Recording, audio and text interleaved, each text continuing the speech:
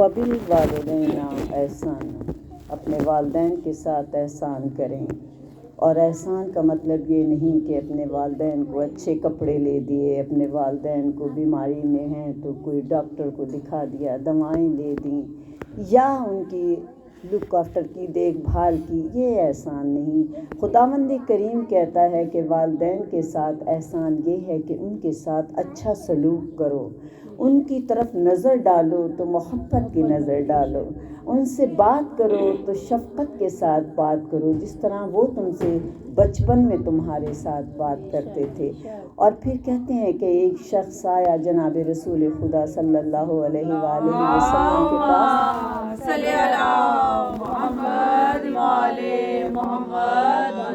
کہنے لگا یا رسول اللہ میں بہت گنہگار ہوں اور مجھے کوئی اپنی بخشش کا سہارا نہیں نظر آتا. تو آپ نے پہلا سوال یہ کیا کہ یہ نہیں کہا کہ تو نماز پڑھ، روزہ رکھ، حج کر، کچھ اور عمل بتا دیتے. آپ نے کہا کہ تو مجھے یہ بتا تیرے والدین زندہ ہیں؟ تو اس نے کہا کہ میرے والد زندہ ہیں، والدہ کا انتقال ہو گیا ہے. تو رسول اللہ نے کہا کہ جا اپنے والد کی خدمت کر، انشاءاللہ خداوند کریم تیرے گناہ معاف کر دے گا. لیکن جب وہ دربار سے باہر نکلا، آپ کی محفل سے باہر نکلا، تو آپ نے 3 دفعہ کہا کاش کاش کاش. صحابیوں نے پوچھا یا رسول اللہ آپ نے کاش کا لفظ کیوں کہا؟ تو آپ نے درود پڑھے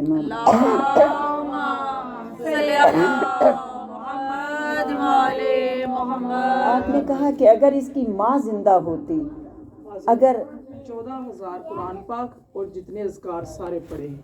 فاتحہ آپ کریں گے تو ساتھ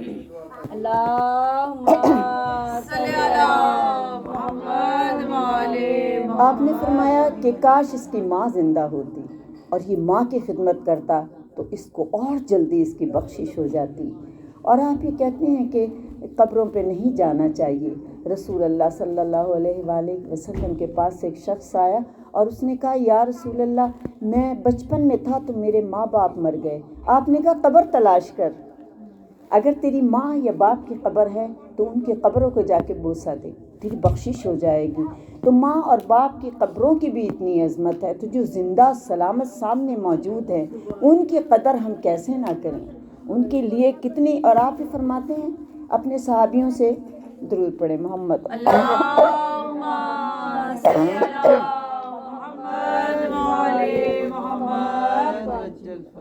کہ تم نے حج کرنا ہے. تو انہوں نے کہا یا رسول اللہ زہ نصیب ہم نے حج کیوں نہیں کرنا؟ آپ نے کہا کیا میں تمہیں ابھی حج کرا دوں؟ آپ نے کہا یا رسول اللہ وہ کیسے؟ آپ نے کہا دیکھو تمہارے گھر میں والدین ہیں؟ انہوں نے کہا ہیں یا رسول اللہ. آپ نے کہا اپنے والدین کے چہرے پہ محبت کی نظر ڈال، تیرا حج ہو جائے گا. درود پڑھے محمد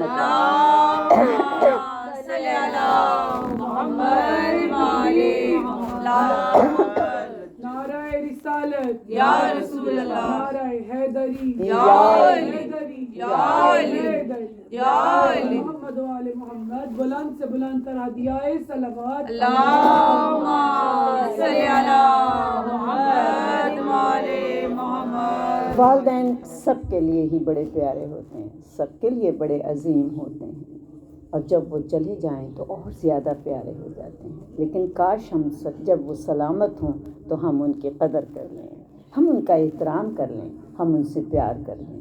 آپ یہ کہتے ہیں کہ آج مجھے ذکر کرنا ہے اپنی بی بی پاک زہرا فاطمہ الزہرا کی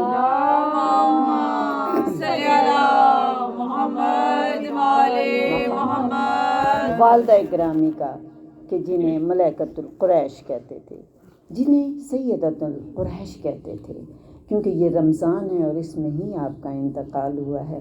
ہم بی بی فاطمہ کو ان کی ماں کا پرسہ دینا چاہتی ہوں میں آج، اور ہم سب مل کے یہ دعا کریں کہ اس کے صدقے بی بی ہماری بخشش کروا دیں.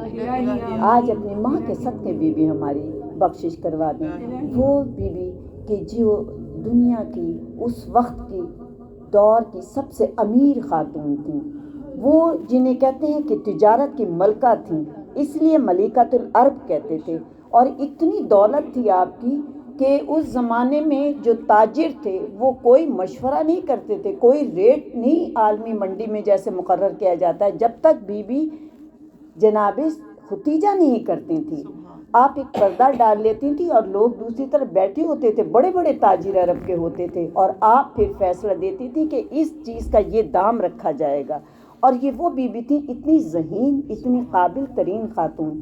اور پھر کہتے ہیں نا کہ جب آپ کے قافلے پہ حملے ہونے لگے تھے, چیزیں چوری ہونے لگی تھی, تو آپ نے جناب ابو طالب سے کہا تھا کہ آپ ذرا جائیں, درود پڑھیں محمد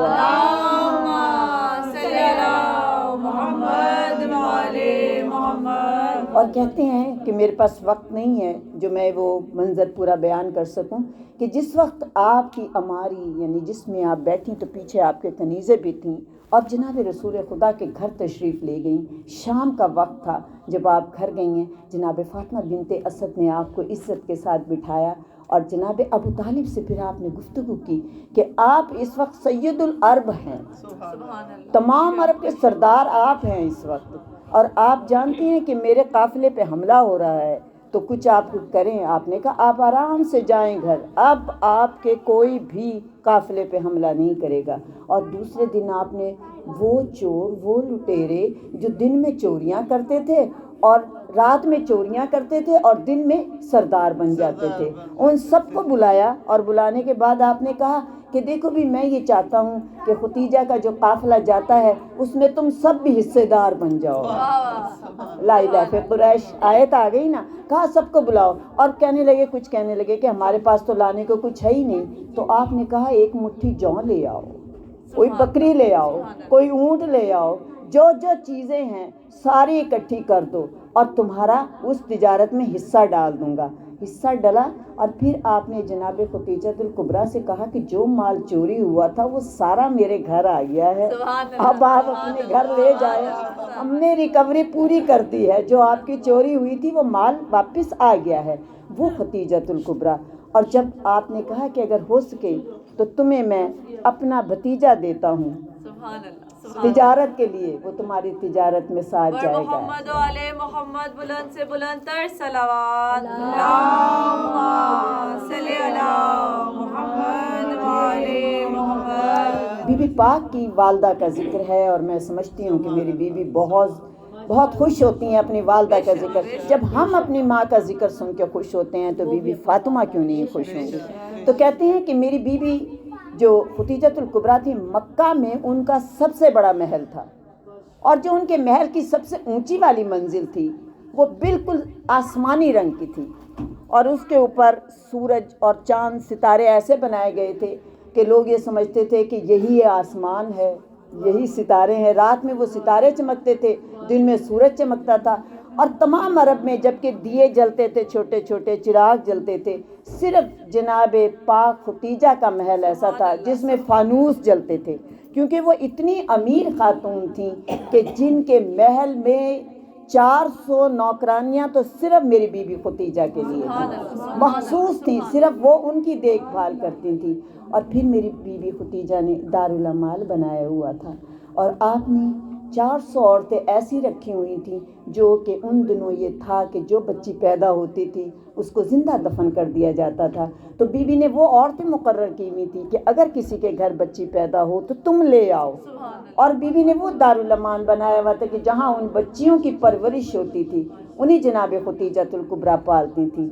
اور وہ جناب ختیجہ الکبریٰ نے جب مال دے کے بھیجا اور جناب رسول خدا واپس آئے تو آپ اپنے اس محل کی سب سے اونچی منزل پہ کھڑے ہو کے دیکھ رہی تھیں, اور آپ نے کیا دیکھا کہ جب ایک گھوڑا سوار آ رہا ہے جس کی پیشانی چمک رہی ہے, جس کا چہرہ چاند کی طرح چمک رہا ہے, اور جس کے سر پہ بادل ہے, اور اس بادل میں سے بھی ایسے لگ رہا ہے جیسے آپ سفید بادل دیکھتے ہیں, ایسی روشنی سے نکل رہی ہے. اور جب وہ نزدیک آئے تو آپ نے فوراً اپنے کنیز کو بھیجا اور کہا کہ یہ کون ہے جو اتنا حسین جوان ہے, میں نے ایسے عرب میں کوئی جوان نہیں دیکھا. تو کنیز نے آ کے کہا کہ یہ ابو طالب کا بھتیجا محمد صلی اللہ علیہ وسلم.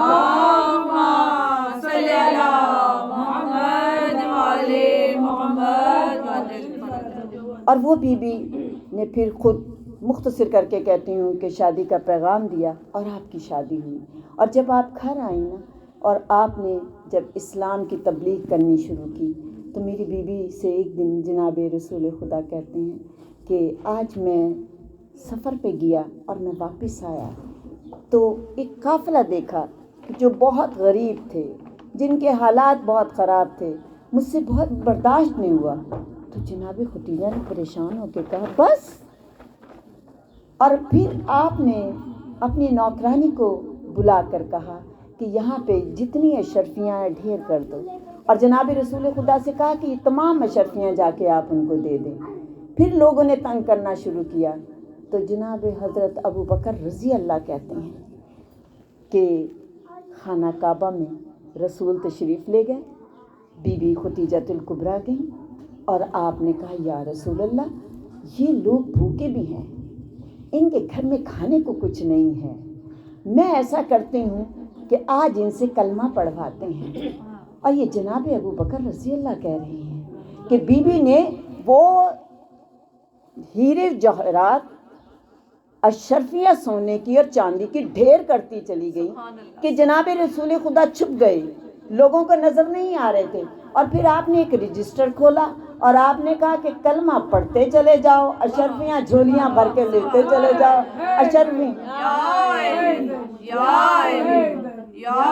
محمد آمد جناب رسول خدا ہدیہ صلوات اللہم صلی علی محمد وعلی محمد. لوگ اشرفیاں لیتے چلے گئے اور عرب کے غنی بنتے چلے گئے. ختیجہ مال دیتی چلی گئی، ختیجہ کے کپڑوں میں پیمن لگتے چلے گئے، لوگ غنی بنتے چلے گئے. اور پھر ایک وقت یہ آیا کہ رسول خدا کو کہا کہ آپ مکہ چھوڑ دیں کیونکہ جان کو خطرہ ہے. جناب ابو طالب نے سب قربانیاں قبول کی تھیں لیکن بھتیجے کی قربانی قبول نہیں کی، اور آپ نے کہا کہ میں بھتیجے کو لے کے مکہ سے ہی چلا جاتا ہوں. آپ شب ابی طالب میں چلے گئے، اور آپ سب جانتے ہیں کہ 3 سال کی وہ جو قید تھی، محصور ہونا تھا، اس میں بچوں کا کیا حال تھا کہ بچے بھوک سے تڑپتے تھے.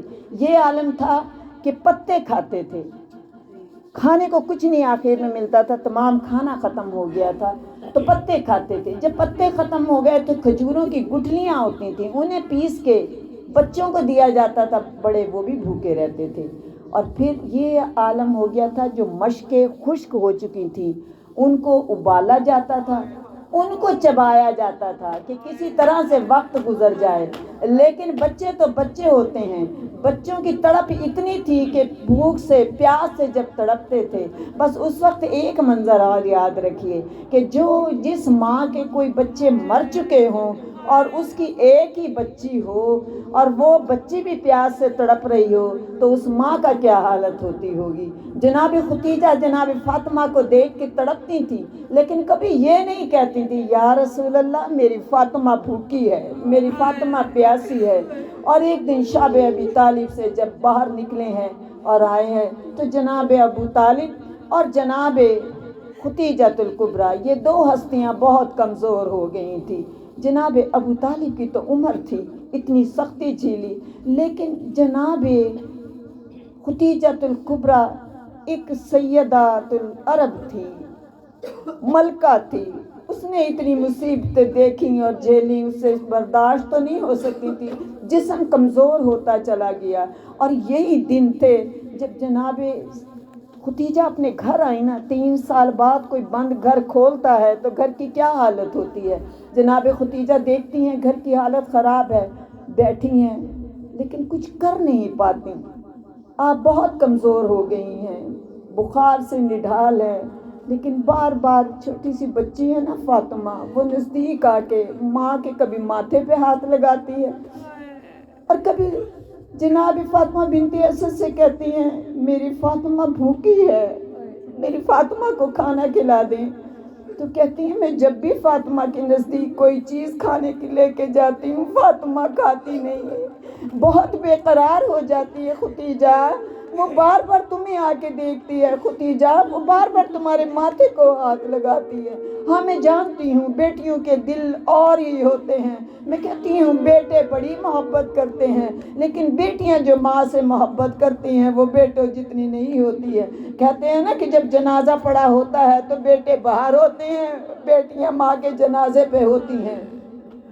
जनाब फातिमा बहुत बेकरार हैं। एक दफ़ा नज़दीक बुलाया, जनाब फातिमा का माथा चूम के कहा, फातिमा मेरी बेटी जा अपनी मेरी चची फातिमा बिनते असद को बुला कर ला। जनाब फातिमा बिनते असद आई। आपने कहा चची मेरा वो शादी का जोड़ा निकाल दे जो मैं शादी वाले दिन पहन के आई थी। और फिर वो जोड़ा लेके हसरत है माँ की जो दुनिया से जाने वाली हो कि मैं अपनी बेटी की खुद शादी करूं। हाथों में जोड़ा लेके कहती हैं हसरत थी कि मैं फातिमा को दुल्हन बनाती, फातिमा की शादी करती, लेकिन ये अरमान ही रह जाएगा। मुझे में नहीं लगता मैं इतने दिन जिंदा रहूंगी। जब मेरी फातिमा की शादी हो तो ये जोड़ा फातिमा को पहना देना। वो जोड़ा दिया। उसके बाद जनाब फातिमा से कहा, फातिमा तेरे बाबा आए ना तो उनसे कहना कि वो जो अबा पहनते हैं ना जो वही आती है, मेरे कफन को वो पहनाएं। बच्ची छोटी हो लेकिन माँ के मरने का जिक्र वो भी नहीं बर्दाश्त कर सकती। जब उससे कहे ना तेरी माँ मरने वाली है या तेरी माँ मर जाएगी तो बेटी सब काम करती है, लेकिन ये लफ्ज़ बर्दाश्त नहीं करती कि मेरी माँ मर जाएगी। फिर आपने कहा जा फातिमा जाके बाबा को बुला के ला, मेरे मौला आए हैं। आप जानते हैं कि ये रमज़ान का महीना है, रसूल सहरी करने आते ही हैं घर में, लेकिन आज कौन सहरी कराएगा? आज तो खतीजा बीमार हैं, बहुत परेशान है। रसूल अल्लाह जनाब खतीजा के नज़दीक आके बैठते हैं, आके कहते हैं खतीजा आपकी तबीयत कैसी है? जनाब खतीजा आंखें उठा के कहती हैं या रसूल अल्लाह बहुत अच्छी है। मेरे रसूल ने खतीजा का सर गोद में रख लिया और आंसू जब आपकी आंखों से गिरे हैं जनाब खतीजा के चेहरे पे तो आपने नज़र उठा के कहा या रसूल अल्लाह मैंने कभी आपको रोते नहीं देखा। तो जनाब रसूल खुदा रो के कहते हैं जिसका हम सफ़र छुट रहा हो वो शख्स कैसे नहीं रोएगा? खतीजा मुझे लगता है तू मेरा साथ छोड़ने वाली है। जनाब खतीजा ने कहा या रसूल अल्लाह थोड़ी सी देर को मेरे पास सामने आके बैठ जाइए, मैं आपका चेहरा देखना चाहती हूँ, मैं आपकी आंखें देखना चाहती हूँ। ये वो आंखें हैं कि जिनके लिए जनाब खतीजा ने शायरी की है। और जनाब रसूल खुदा सामने आके बैठ गए तो कहा या रसूल अल्लाह मेरी एक ख्वाहिश है, आप पूरी कर देंगे? जनाब रसूल खुदा ने कहा पूछो खतीजा क्या ख्वाहिश है? या रसूल अल्लाह मेरी एक ख्वाहिश है कि मुझे वो अपनी अबा दीजिएगा, मुझे कब्र के अज़ाब से डर लगता है, मेरी कब्र को सुकून मिल जाएगा। जनाब रसूल खुदा ने वादा किया। फिर सामने जनाब फातिमा खड़ी हैं। जिस माँ को पता हो ना कि मैं दुनिया से जाने वाली हूँ और बच्चा सामने हो और फिर बेटी सामने हो, बीवी खतीजा ने बड़े दर्द से रसूल को देख के कहा या रसूल अल्लाह मेरी फातिमा का तो कोई भाई भी नहीं, इसकी तो कोई बहन भी नहीं है, मेरी फातिमा बहुत अकेली है, मेरी फातिमा बहुत तन्हा है। या रसूल अल्लाह सुबह से ये मेरे पलंग के चक्कर लगा रही है, ना खाना खा रही है, ना किसी के पास जाती है, बार बार आके मेरे सिरहाने खड़ी हो जाती है, मेरी पेशानी को बोसा देती है, कभी मेरे हाथों पे हाथ रखती है। इसके कितने छोटे छोटे हाथ हैं। रसूल अल्लाह ने फातिमा को नज़दीक बुलाया तो कहा या रसूल अल्लाह मैं आपसे एक वादा लेना चाहती हूँ। कहा हाँ खतीजा क्या वादा लेना चाहती हो? कि मैं अपनी फातिमा के लिए वादा लेना चाहती हूँ। कहा क्या वादा है? कहा या रसूल अल्लाह मेरे मरने के बाद मेरी फातिमा कभी कोई ऊंची आवाज़ में घर से बाहर भी बात करे तो फातिमा डर जाती है, फातिमा से ऊंची आवाज़ बर्दाश्त नहीं होती। या रसूल अल्लाह मेरे मरने के बाद कोई मेरी फातिमा से ऊंची आवाज़ में बात ना करे। या रसूल अल्लाह मेरी फातिमा को बहुत ख्याल रखना। तो जनाब रसूल खुदा कहते हैं मेरी ज़िंदगी में फातिमा का मैं हर तरह ख्याल रखूँगा। जब ये बात की ना तो आपने एकदम जनाब फातिमा बिनते असद की तरफ देखा और देखने के बाद कहा चाची मुझे थोड़ा सहारा देना। जनाब फातिमा बिनते असद ने सहारा दिया। जनाब खतीजा ने रसूल खुदा की तरफ देखा, कहा या रसूल अल्लाह आपने ये बात क्या कही है कि मेरी ज़िंदगी में ऐसा कुछ नहीं होगा। रसूल खुदा ने सर नीचे झुकाया और कहा अच्छा खतीजा ये मेरी 2 उंगलियों के दरमियान देख। जब देखा तो एक बीवी है काले बुर्के वाली, चारों तरफ दरबार है, उसमें एक बीवी खड़ी है, जिसका बदन कांप रहा है और कोई शख्स ऊंची आवाज में उसे पुकार रहा है। और वो बीबी कांप के नीचे जमीन पे बैठ गई और किसी खत के टुकड़े उठा रही है। अब बीबी इस खतीजा कांप के कहती हैं अरे ये कौन बीबी है। कहा अभी दूसरा मंजर भी देख। जब दूसरा मंजर दिखाया तो क्या दिखाया कि एक जलता हुआ दरवाज़ा है और उसके नीचे एक बीवी है, छोटे छोटे बच्चे पास खड़े हैं और बीबी रो के कह रही है ऐ फिज़ा मेरे मोहसिन चला गया।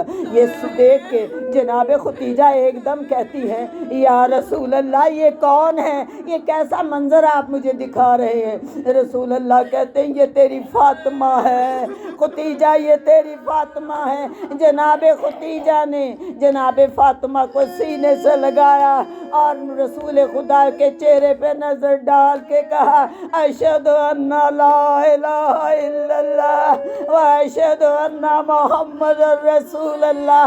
रसूल खुदा ने आंखों पे हाथ रखा, पढ़ा कालू इन्ना लिल्लाहि व इन्ना इलैहि राजिऊन।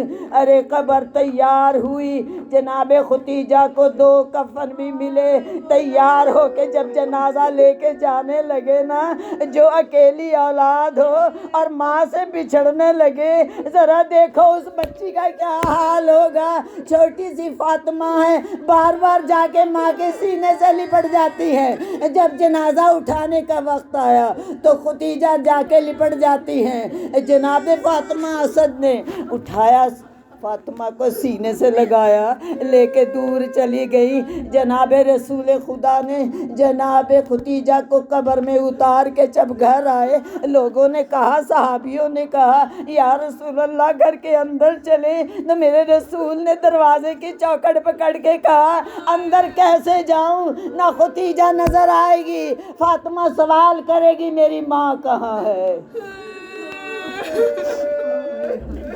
कालू इन्ना लिल्लाहि व इन्ना इलैहि राजिऊन।